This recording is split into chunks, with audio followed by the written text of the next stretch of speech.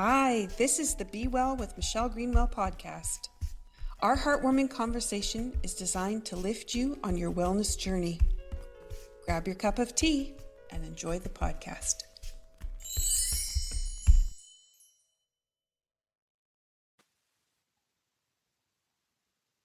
Welcome to Be Well with Dr. Michelle Greenwell, where we explore pathways to healing through movement, mindfulness, bioenergetic wellness, and meaningful conversation.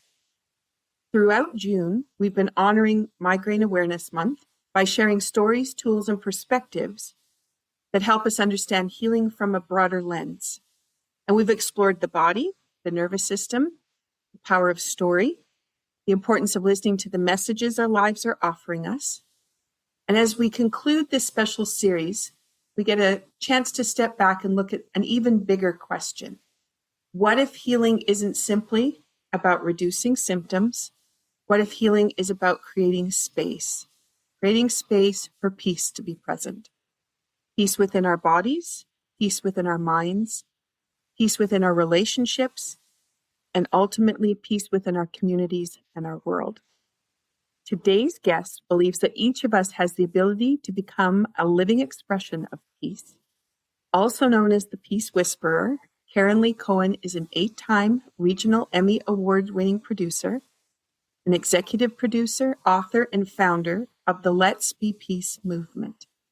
Her collaborative book, Let's Be Peace, 20 Unique Paths to Healing Yourself and Spreading Peace in the World, brings together 20 contributors who each offer a unique approach to cultivating inner peace and sharing that peace with others. And Karen's vision is simple yet profound. When we become peace within ourselves, we help create peace for everyone. Karen, welcome to the show. Thank you so much for being here. It's my joy. Thank you, Michelle. As we do with each episode, we want to offer you a healing session. Today, we're going to invite that peace within. And as you get to the end of the podcast episode, we hope that you start to notice the difference in the way you're breathing, how you might be moving, even the thoughts that you have. To help us with that, we always have our tea ritual. I encourage you to grab a glass of water if you want, infuse it with the energy that we're going to talk about here and the ideas. Or if you've got a cup of tea, then join us as we bring the tea to our lips. So, Karen, what have you got in your tea mug today? Well, first, my mug says this was a wonderful gift, light and love. And love and light, I've been signing my emails for many, many years. And what is in it today is something called Sunrider Tea, Cali by Sunrider Herbal. And I've been subscribing to them for many, many, many years. They infuse a lot of peace in all of their products. So, and I also add, just for a little pep, I add some organic matcha powder to it. So that gives me a bit of a boost. Mm-hmm. And just a green matcha? Just the green matcha, yes. Green matcha? Yeah, I love matcha. And I agree with you with that boost. And it's such a lovely, it's like, oh, here I am, is how I feel when I have matcha. Yes. That's beautiful. Today, I was trying to figure out what tea wants to come along for this conversation. And it's a tea that I have highlighted it on many occasions. I have this tea with every group meeting that I have where we're going to have like a board meeting or something like that, where I want to bring a group of people together. And I thought this might be the one for us. So today is Mission for Change Community Tea. And it comes from the Cape Breton Tea Company. And its affirmation is, in community, we are empowered for change. And as we talk about peace within, then we have the harmony within all of our systems. And as we talk about peace without, we're talking about how our peace within can support the peace around us and around the world. This tea was chosen because peace is never created alone. It grows through connection, through kindness, through people choosing to care for one another. I'd like to highlight 2 herbs. First one is lavender, and that's one that people talk about a lot. It's something that you crawl into the tub with when you want to have a nice soothing bath and find some peace with the door closed. Lavender carries the spiritual essence of serenity and trust. It helps to quiet that busy mind, soften fear, and create space for restoration. Lavender reminds us that peace is not something we chase. It is something we allow ourselves to receive. And then if we go to the strawberry leaves, so these two is what I want to pair together for the bringing the power of the herbs forward. Strawberry leaves, these symbolize generosity, heart-centered living, and sweetness that grows through community. They remind us that even small acts of kindness can nourish ourselves and create lasting change. Now we bring those two together to create an invitation to rest in your heart while remaining open to serving the world. And this tea carries a deeper purpose. And for those of you that have followed this tea, this supports the Moyo family in Malawi, a family who has had many hardships through prolonged drought, food insecurity, lack of education, and limited access to medicine and shelter. They lost their home 3 years ago in a tsunami, and they don't have resources in where they are for people to rebuild, so they live underneath tents. So many of us, peace can feel like an abstract idea, and for the Moyo family, peace means having food to eat, safe place to sleep, medicine when illness comes, education for the next generation, and they really hold on to that. They hope for tomorrow, and every cup of tea brings a small act of compassion, a reminder that healing ourselves and caring for others are not separate paths, they're the same journey. So as we're sipping on this tea today, I'm going to bring forward the love that the Moyo family brings. Despite all their hardships, they are such an incredible, loving people, and they are always sharing with our family stories and pictures and songs that they sing in their language, and it's always so beautiful. But for us today, Karen, thank you so much for being here. I'm going to say cheers. I invite you to just have a smell of your beautiful tea. And that's going to calm the limbic system, connect us to our motor system, and allow us to just sit gently. And as we think about the affirmation in community, we are empowered for change. So you can feel a little gratitude for what you currently have in your life. Ask yourself how peace can be created within, and then how that peace can be shared with someone else. I'm going to get you to check on something for me. So, Karen, you probably haven't done this with me before. Some of my listeners may have. If you turn your head at the moment, see how far you can see one way or the other, and then just mark that amount down. So you just kind of take a mental note of it. Notice what it feels like, and if both sides are equal.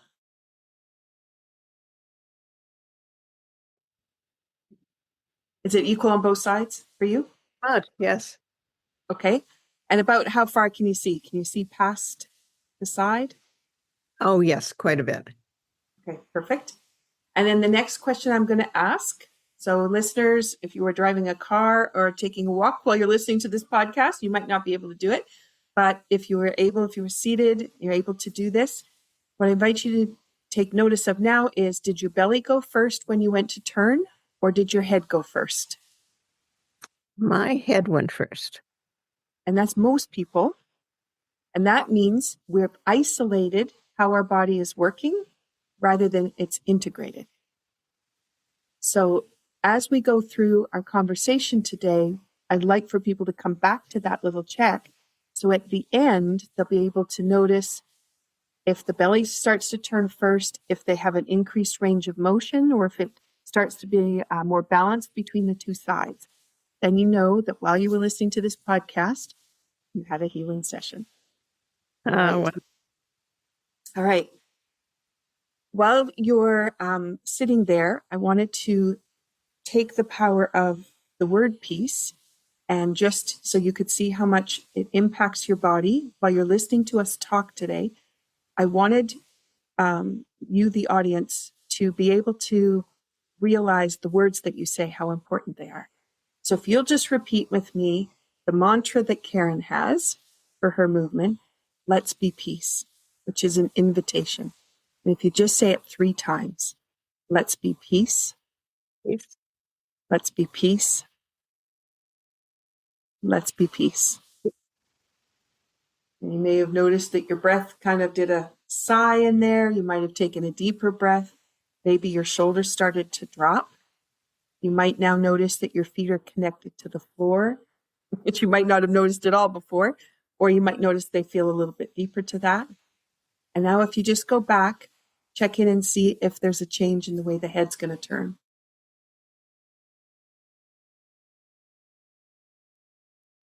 So is there a change in the range of motion, and is the belly going with you?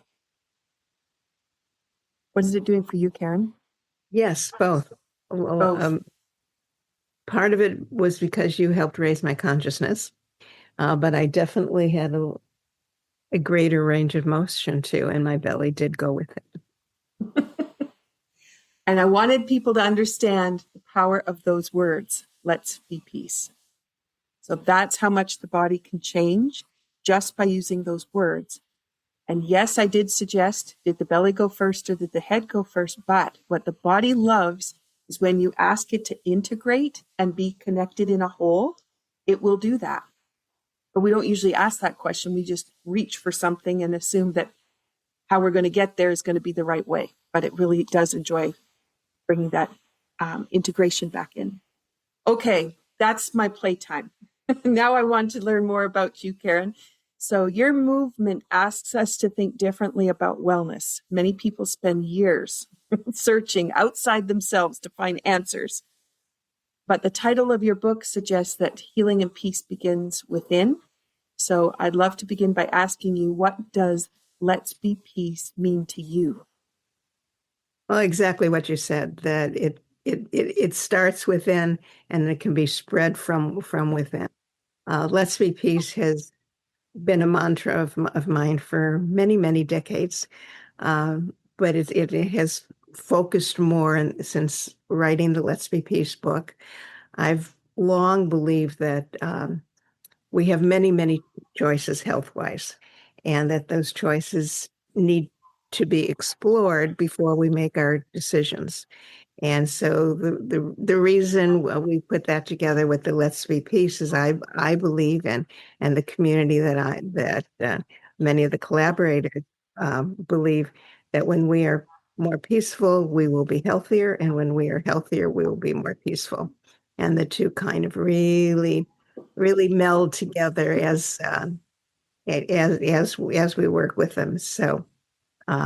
Let's be peace is peace within. And I believe that we have great abilities to take care of ourselves and to heal ourselves.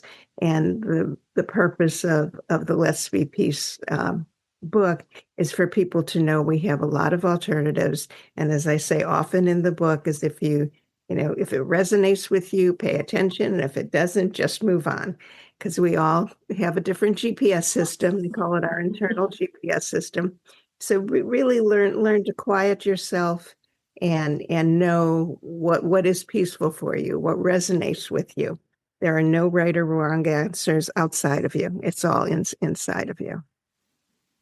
I had an interesting conversation on my trip home this morning from Tai Chi class with someone who hasn't been sleeping well. And as we were talking, it came to my mind, she had just been away. And I said, well, how did you sleep while you were away? And she said, oh, I slept so well. And I said, isn't that interesting? Because you live alone and it's a really big house and you might not be nervous about anybody breaking in. We live in a rural area. We're not really worried about that.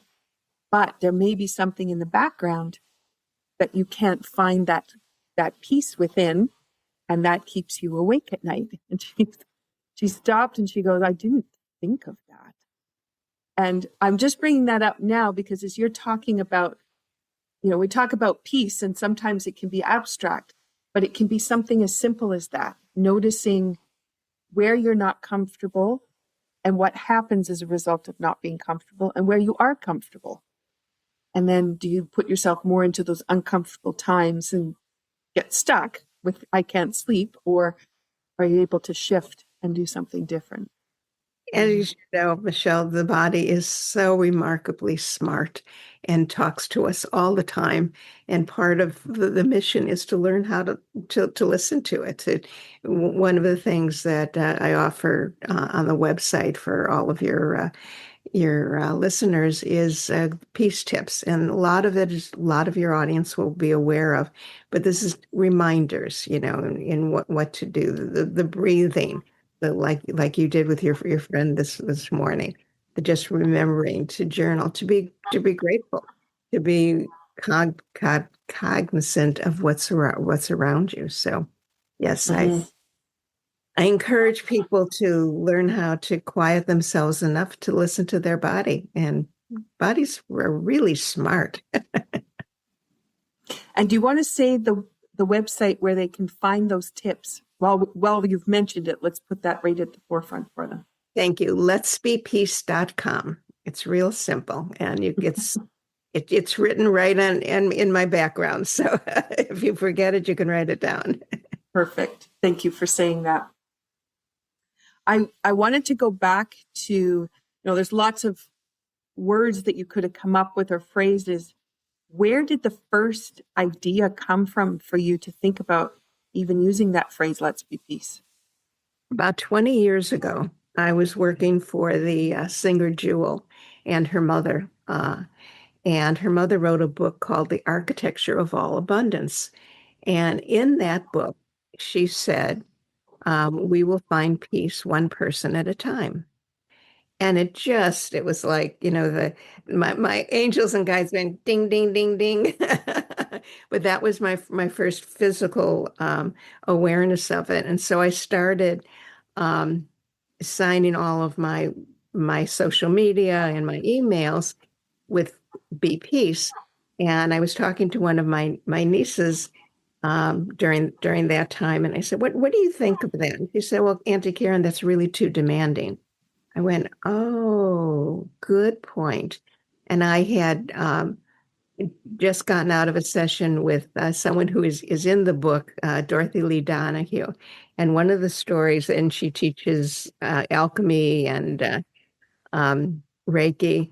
And one of the stories that she always told in her sessions was that when she was in a big corporate job, one of the things she always said to people was, let's do this. Never do this. It's always let's do this. And so I got another ding, ding, ding and put the let's and the be peace together. And that's how it came out. Beautiful. And I'm so glad that you brought that forward because so many people do phrases or affirmations as demands and don't realize it needs to be a suggestion. Yes, You have an option that you may want to participate or not. exactly. Let's be peace. Yeah. Wouldn't it be lovely if we, and it even brings that we part in when it's let's. Yeah. Beautiful. So phrasing is everything. So that's important for people to remember. And that let's be peace, we've already experienced what it means to our bodies just to have that phrase there, which is great. Okay, I wanted to move to your book. So 20 unique paths to healing yourself and spreading peace in the world. Will you tell us, because you've got a whole bunch of different contributors in there, and can you tell us a little bit about the different healing modalities that are represented? It's pretty much across the board, and what I didn't cover in that, I'm covering in the next book, which is going to be Let's Be Joy. Acupuncture and Ayurvedic and tapping. And one of my dear friends and mentors, Sue Storm, is the angel lady, and she helps you connect with your angels and guides. Susan Kennard, who's a spiritual scientist and author, and she talks about everybody that when I did the interviews for the book, the only two questions that everyone had to answer was, what does Let's Be Peace mean to you? And how do you suggest that our readers find peace? And then I asked a bunch of questions about their modalities, which varied based on what they were doing. So everyone put their own interpretation on being peace, and I think that's one of the greatest joys about the book. And virtually everybody in the book talks about stories, how they got to where they are, what their practice is. And the other question that I asked everybody, and everyone generously answered, was if if our reader wants to find a person like you, how do they do that? Because we didn't want anybody to feel like this is the only person who does that, which of course is not true. So everybody talked about what they do and the best way to find somebody like them. So, yes, most of them are available to work with you virtually, but if you want to find somebody in your local neighborhood, they give you tips in how to do that. So it's very interactive, and it's very um, hopefully reader friendly. I mean, one of my greatest joys is when somebody reads the book and I get an email or a text or a phone call saying, quite a few people put the book on their bedside and then they read a chapter at a time. And one friend called me and he said, I'm having a problem because I keep reading the first 5 chapters because they're so good and I know I need to get past it. But it's whatever for whatever reason that was what was resonating with him. And Mm-hmm. but I keep it here and I keep reading. Um there's they're not all known techniques. There's a wonderful gentleman named Emmanuel Dagger who I had the good fortune of meeting in 2018 at a Patricia Cota Robles um, event in Hawaii, and he does something that his own modality called the core work method. And again, Emmanuel is somebody who I would suggest if you're interested, go on his newsletter because the information that he gives out, I mean, monthly and daily, and he does music. It is wonderful. So they're not all well-known modalities, which was one of my goals to let people know there's so many options out there, and your body will tell you what it wants, but you have to Mm-hmm. know the options are there. And and we all, Western medicine is certainly part of the mix if that's what resonates with you. But what I like to talk about is teammates.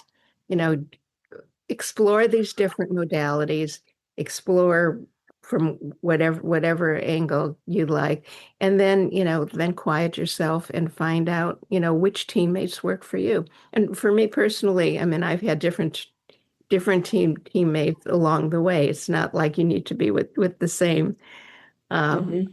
the same modalities all the time. Our body grows, we grow, we change. So it's just learning to get in tune with yourself is really what. And again, I call it your internal GPS system because that's something we all understand. We all have. Mm-hmm. Mm-hmm. All right. So now I know on the horizon is the Joy book. So I'm putting in my dibs to be able to talk to you again. Um, I've been recording with Lauren Wittig in her podcast series of Facing Dementia, and we talked about a joy calendar, and we also talked a little bit more about what joy means in the spaces in our day. So I would love to have you come back and be able to dive deeper into your discoveries and what you find from the interviews that you'll be doing next. So Yeah, I'd thank love you. it. So now let's dive into a little bit of your book because I so enjoyed reading this. And I put a few notes together, so I just want to see some of your ideas around them. You begin with Diane Osterman's chapter with a quote by Nikola Tesla. If you want to find the secrets of the universe, think in terms of energy, frequency, and vibration. And I so appreciate that you opened with this idea of transposing younger health self over unwell self and using the frequency that the body recognizes. And many of us have forgotten what this is like since we often have only the memory of illness to go by. And we kind of hold on to that all the way through our lives. Do you want to comment a little bit about that? You've kind of talked a bit about it, but I think you probably have more you could say. Well, it's very much what you talk about. I mean, we're all energy. and everything that we do or feel is a matter of the energy around us and within us. And it's becoming focusing on the positive is always going to be more productive for your body than focusing on the negative. And I'm not saying don't deal with whatever it is that you're going through, but one of the things I like to do is thank my body. And I do, and especially if there's some place that is showing a little bit of uneasiness, which is what this disease is about. I thank that part for talking to me Mhm. and need something to work on. So, Mhm. and I don't mean to make it sound easy because it's not. It's a process, and we're always growing and learning. And so I'm bringing to you today what I've learned so far, and I certainly hope to learn a whole lot more and grow a lot more in coming decades. Exactly. I was thinking, I have a family member that was visiting, and she said, you know, your family's been through a lot of hardships. And I kind of looked at her and I was like, what are you talking about? I realized if you look at it through that lens, it's like, yeah, it's definitely been a colorful voyage for our family. We've had a lot of things happen. And I thought, but I never actually stopped to look at it as the problem. I looked at it as what made the character and then the character coming forward. And it was really interesting because I never had even thought that way. Um, so as you were saying, you know, everybody's got that journey and some parts are harder than others. Not to say, you know, I haven't struggled or my family hasn't struggled with overcoming those challenges, but the viewpoint has been always, like you said, learning more, grow more, learn more, grow more, and then see what you can do with that. And the other piece is how can we share it back out again? That's the fun we decided on when we decided to come to Earth this time.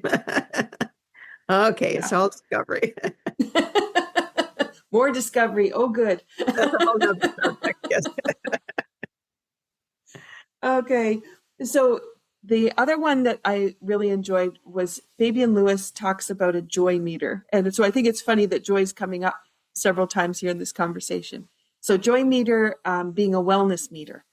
And I love this idea because it can be so easy to get caught up in that day-to-day stuff and putting the calendar. So one thing after another, and you don't leave space for joy to find its way in. So even in our struggles, we can bring in something that can find us that joy. Can you share how this has served you and what you do? Well, it has led me to write the Joy Book and to talk to more collaborators. And one of the things I've learned is that, and one of my guides said that the reason I did Let's Be Peace first was because I needed to become totally immersed in peace, which thank I'm thankful that I feel pretty much there. It's my mission in life. And the next book is joy because I am learning um, how joy expresses in my life. And I through this process, I've learned that, I'm happy all the time. I mean, not all the time, but a good portion of the time. But Mm. when I sat down to write the introduction, I needed to come up with things that give me joy. And so that's been a wonderful journey for me. And one of the things I live in California, very close to a boardwalk with a lot of trees. And I have a particular tree that, for whatever reason, I became enamored with maybe, 10, 15 years ago. And I walked a tree and I hugged a tree and I talked to a tree. And that's great joy for me. I mean, that's just I'm in my bliss. And other things are more physically. I mean, I write about when I was programmed. I was got the position of program director at the New York television station, and I remember to this moment when I got the phone call that I got the job. And there's no other way to describe it except for joy, because I had worked for so long to achieve that. So there's different degrees of joy. Tree is obviously a very calm joy, and getting the job was a very exuberant joy that came from something outside, but that I think it was joy. It is joy because I know how hard I worked to get there.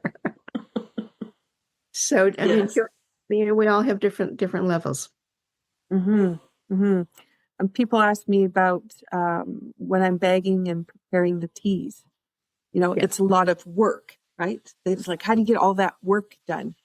And as soon as I open up the container of whatever herbs I'm working with, and that first smell, which is the same as smelling that tea at the beginning of the podcast, it's just like, ah. And I find the peace and joy in there. And then I kind of lose track of time. Then I'm just in the whole process. So I'm just saying that out loud because as you were thinking about hugging the tree and being connected to the tree, our connection in nature, where do we fit in nature? And when I'm working with the tea, I'm not outside, but I'm as close to nature as I can really be Of course. and participate and then be one with it. And so I'm just saying that aloud for people because sometimes we get lost in our activities and, you know, going for the walk, it's, you know, put your earbuds in, listen to the music and you zone out of nature, or you can go and find that tree that speaks to you and send some energy back. It's so beautiful to exchange with a tree. And the other thing, which I'm just thinking of now, is I make a habit of saying hello to everybody, and I'm always amused by who says hello back and who doesn't. Because some I live, people, go ahead. no, just some people are like, "What the heck is this?" And other people are, "Oh, hello." We chose to move to Cape Breton Island and everybody waves with their hand on the steering wheel. So you'll see fingers do this, Nice. whether they know you or not, doesn't make any difference, but you wave as you pass everybody. And that was one of the first things that attracted us was look at how friendly everyone is. And then do I know this person? And then you do like, nope, I don't know these people, but it's okay. I'm going to wave back. Or you go, oh, I missed waving. Now what are they going to think? Yeah, that's fun. I mean, just a short story. When I first moved to New York for the NBC job, I was living in Chicago. I was born in Chicago, and then I moved to New York, and I would walk down the hall saying hello to people, and the looks that I got, because that was not the typical New York executive. But by the time I had been there for a year, everybody said hello to each other. So it truly is contagious. Your Mm-hmm. joy can be really helpful in others finding their joy. Mm-hmm. Mm-hmm. Yeah. Yeah. And you never know where your one smile to one person, it's the impact of their day. Yeah. Which is and it was such a small, simple gesture. It didn't cost you anything really, except to be aware. Yeah. It makes me happy. So Yeah. it's just the opposite of costing. Okay. I want to go to the quote you had by Susan Kennard, where she felt very empowering. And I want to bring this forward for people. So this is the quote, I think when people realize there are much more than they have ever thought they were, that opens the door to feeling that you can be at home with who you are. I'm just going to say it again because it's a long one. I think when people realize they're much more than they ever thought they were, it opens the door to feeling that you can be at home with who you are. So for those who are suffering from illness, this can be hard to hear or believe. And if we go back to Migraine Awareness Month and people who suffer from migraines who may spend days not connecting with anyone and not realizing they're more because they've just been so compacted. Could you comment to how this can empower someone who is suffering from illness? Again, it's remembering that we are more. I'm sure, and I am fortunate to have not suffered from my migraines. I'm sure at the time that it's all consuming, But to me, it's remembering that there's a reason our body is telling us something, and perhaps we need to look beyond whether it's stress, whether it's a post-traumatic PS post-traumatic post. Post-traumatic stress disorder. Yeah. Thank you. I don't know. Um, it's remembering that there is a reason for it, that we are, so much more than what we're feeling at the time. And that when we go there, and if you believe in meditation, I'm sure that'll help. When you go there, it just helps you move forward. And again, I don't have any magic words for people who have migraines. And I experienced recently something that my sister said was a silent migraine, where you get colors in front of your eyes. I've had that a few times, and it's not at all debilitating, and for me, and it passes. So that's the closest I've come. But I do my breathing techniques, and I sometimes I laugh because it's such an unusual an unusual occurrence. Or if it's never gotten so difficult that I've had to take to bed for. But it gives me a little idea that there's things that our body is telling us. And usually when I've had it 3 or 4 times, I not wasn't aware at all that I was stressed. So Mhm. um, it got me to look into, okay, what is it that my body is telling me I need to pay attention to?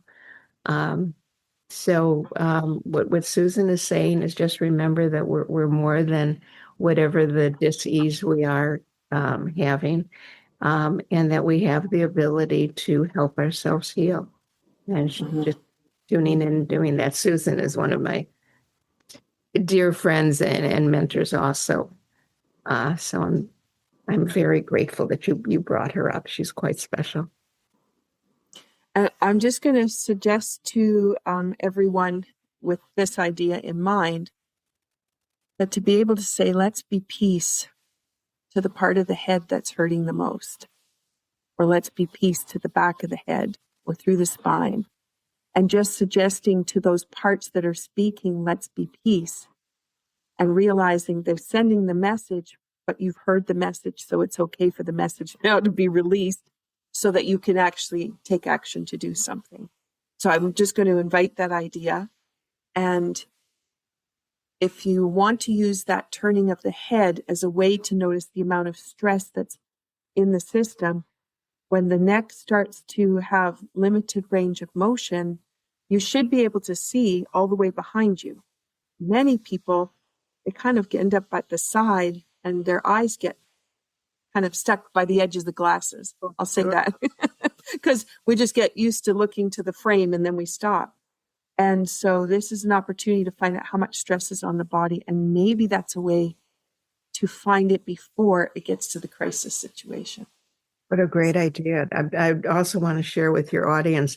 A friend came up with something that I use all the time now when I do my, as opposed to, we're trained to count 1,000, 1,000 or whatever. And what she does, and now what I've been doing for the last couple of years is like 1, let's be peace, 2, let's be peace, 3, let's be peace, 4, let's be peace.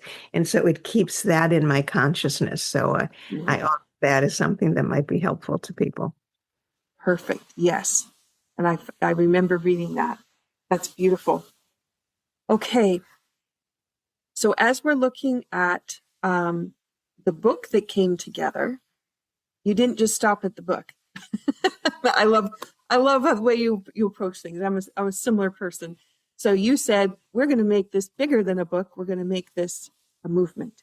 Can you talk about what's the difference between writing a book about Let's Be Peace and then actually taking it to a movement and making it a world opportunity?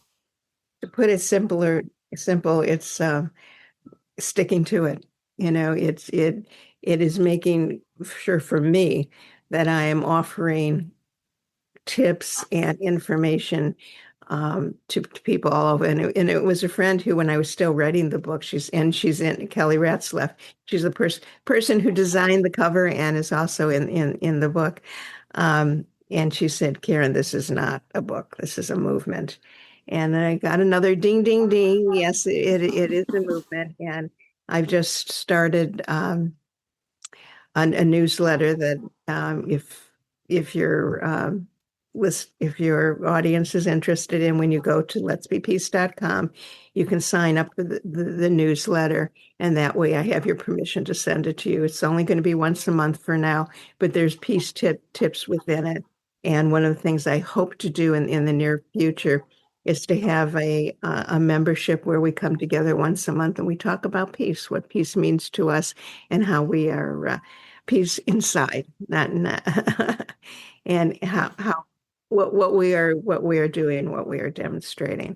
So it just, when Kelly said it's a movement again, I knew that yes it is, and this is why I'm here. So it's why I'm doing this wonderful things like meeting with you, Michelle, and getting the word out as much as I can.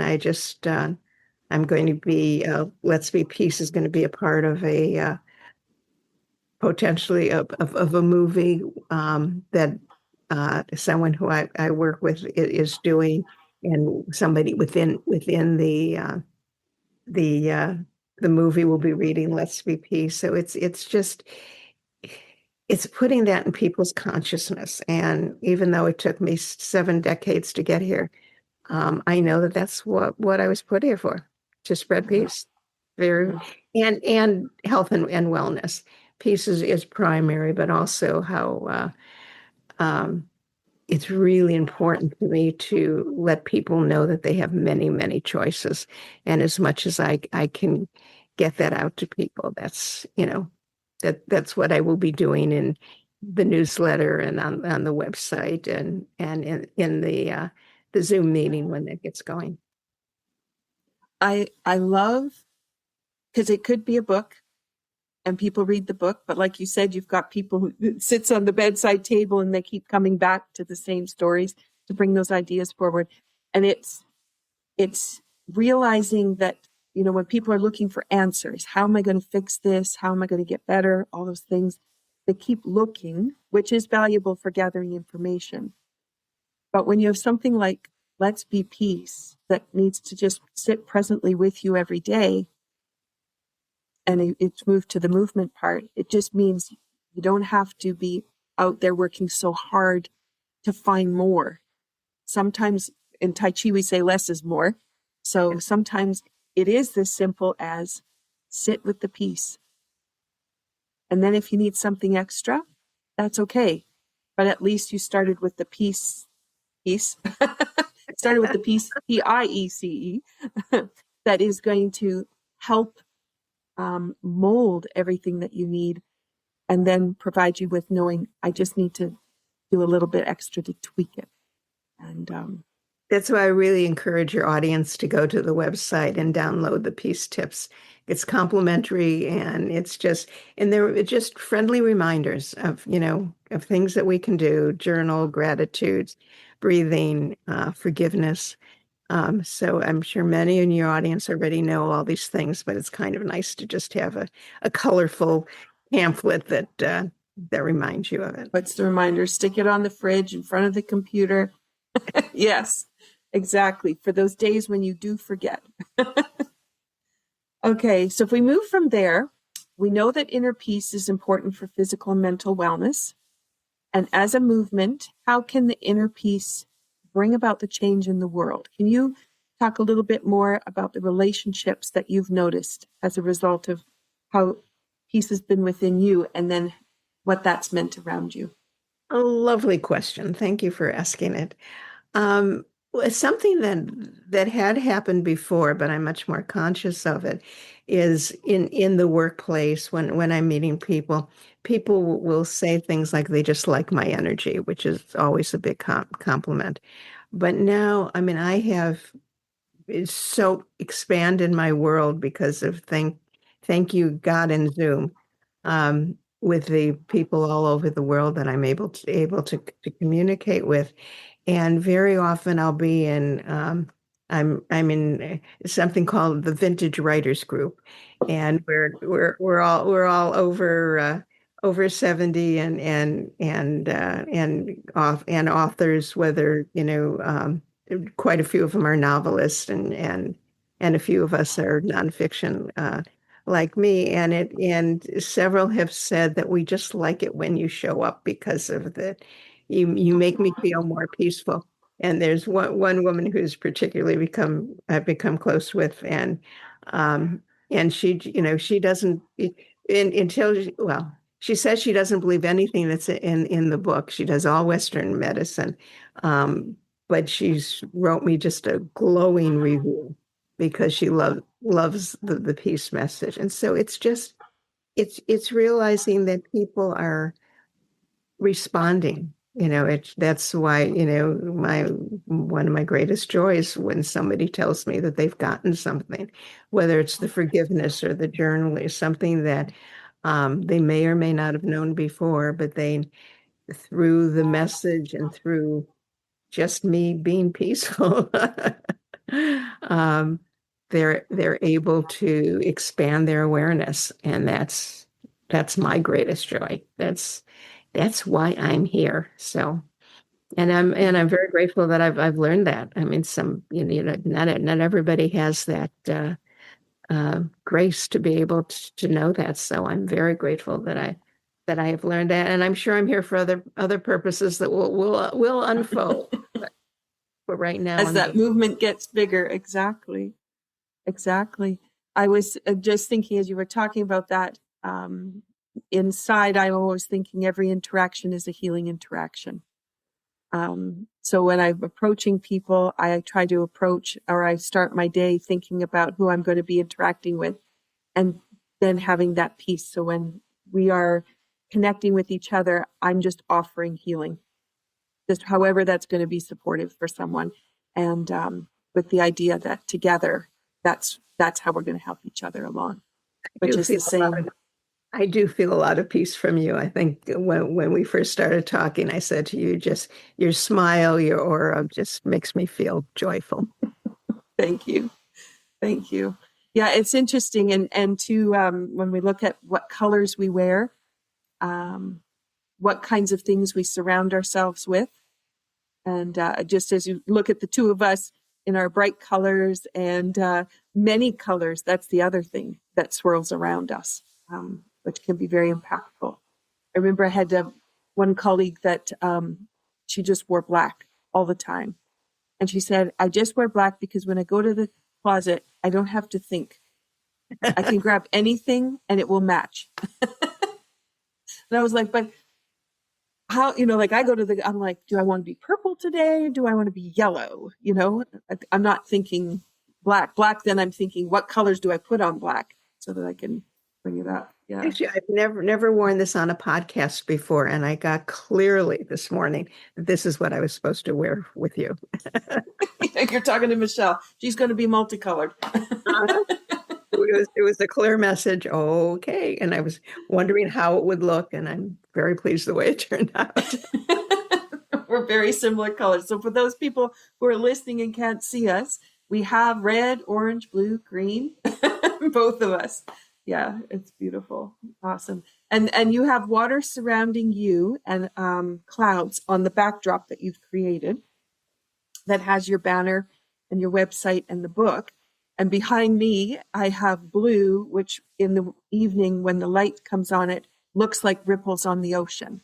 Okay.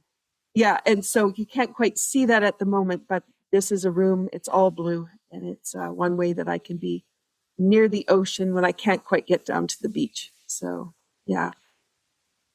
All right. So we have the peace within, and then we have the peace that we surround ourselves in where we live and what we're doing.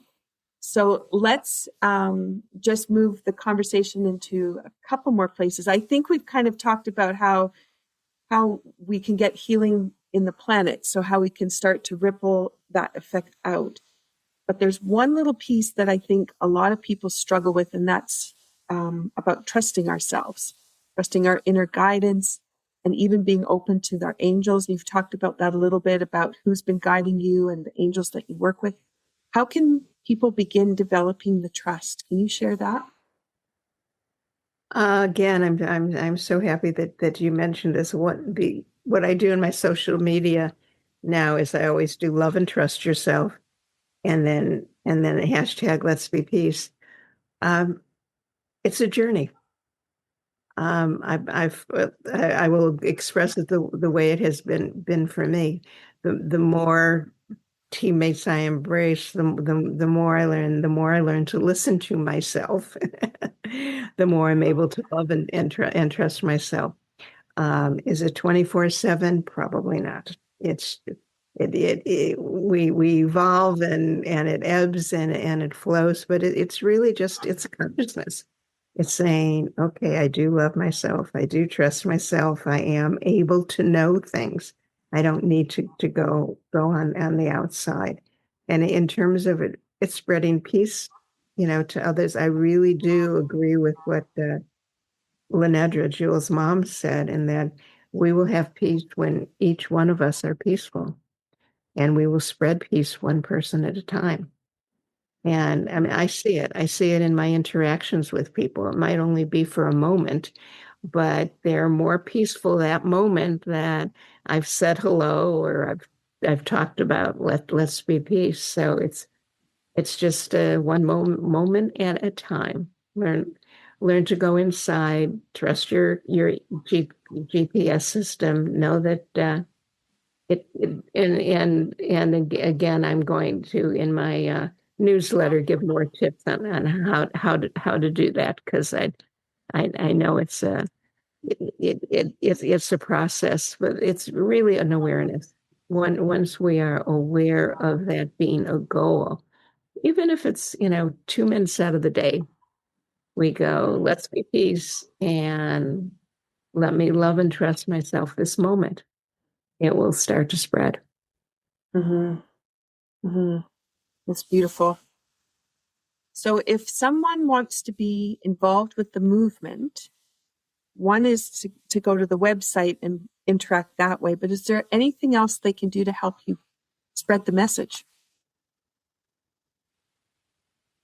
Well, join the movement. Give me your email and go out there and be peace. Trust yourself, and the more you can create teammates that work with and just that work with you, but know that when as you are healthier, you will create more peace, and as you are peaceful, you will create greater wisdom and health, and just spread peace by being peace.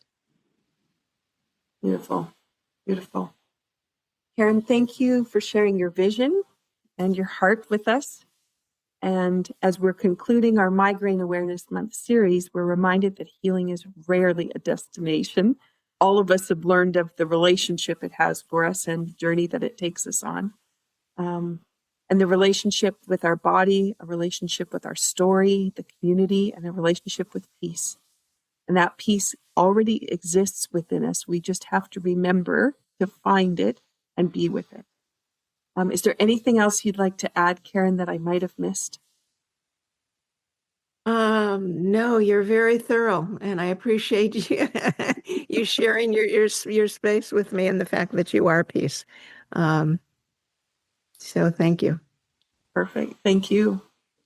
I'm just going to talk a little bit more about Migraine Awareness Month for you listening. Migraine may have brought many of the listeners to this series, but perhaps what we all are seeking is something even deeper. And that is to feel safe, to be heard, to feel that we are connected, to feel hopeful.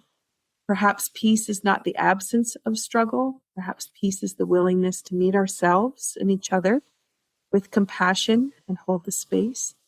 And Migraine Awareness Month reminds us that invisible struggles deserve visible compassion. So whether you're living with a migraine, chronic pain, grief, uncertainty, stressors that we have in our everyday life, maybe this series will remind you that healing is possible. Your story matters, peace begins within, but it never ends there. It always grows through community. And listeners, I encourage you to explore Karen's work, the Let's Be Peace movement. Go to her website, get her tips, find that newsletter, find the inspirations that you can help share with the people who surround you, and you can spread more peace with. And as you move through your day, remember, a kind word can create peace.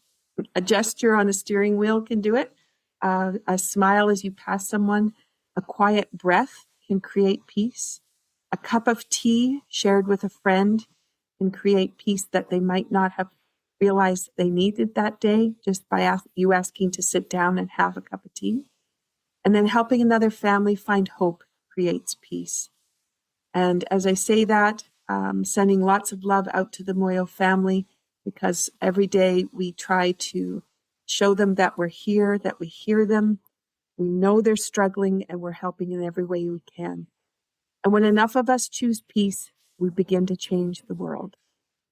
So, Karen, thank you so much for being here. And until next time, everyone, be well. Take care. Thank you for listening to Be Well with Dr. Michelle Greenwell. There are a couple of resources I want to just point out. When you go to the website, greenwellcenter.com, you'll have a pop-up window. That pop-up gives you the top 8 easy stress releasers that you can use every day. That's something you can put beside your computer, the bathroom mirror, beside the bedside table. A great resource. Also, my YouTube channel. It is full of playlists with all kinds of different ways that you can activate energy and bring vitality into your day. You can find that when you go to YouTube at Michelle Greenwell. And last, if you're a Linktree person, Linktree, linktr.ee/Greenwell Center. That has all my resources in one spot. Those are for intricate little things that you can't get everywhere. And it's a wonderful way for me to be able to share all the different aspects of the kind of work I do. So thank you for listening. Be sure to drink that tea. And if you want to have the tea blend that was shared in the podcast today, then be sure to check out capebretontea.ca. Have a wonderful day.